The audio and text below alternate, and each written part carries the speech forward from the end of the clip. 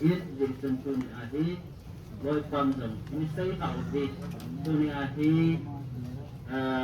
bao tiền nó chẳng còn chỉ hồ thì tuần ahi chẳng còn gì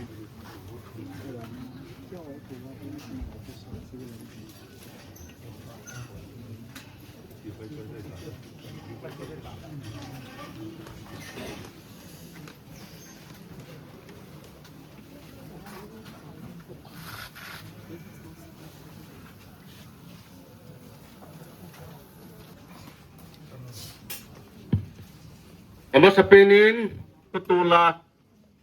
cheng ukay kamin idal ha nawa bil sungin ay lo lay ho patitua sigal ha do na pinahong do sil bil tribal council minin kazanaw kanay lo naw sabay kan pive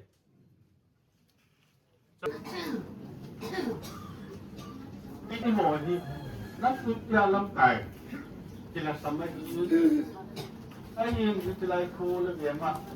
lâm cài pháo thì xem gì ấy hôm tạo lâm cài in cái số một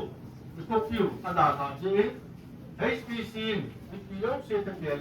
lồng lem ý là thúc hồi cần người này anh hiểu cái lại khô còn mà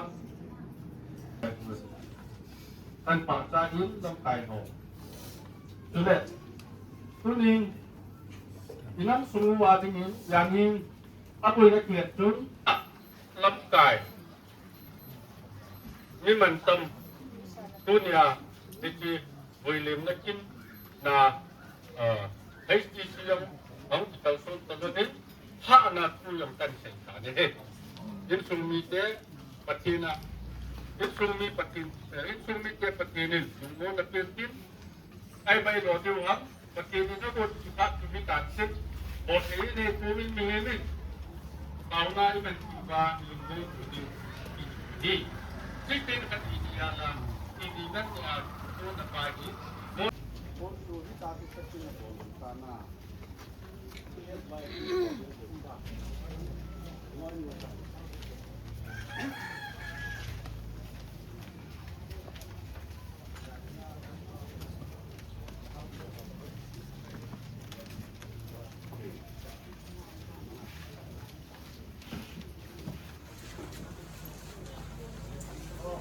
HPC masih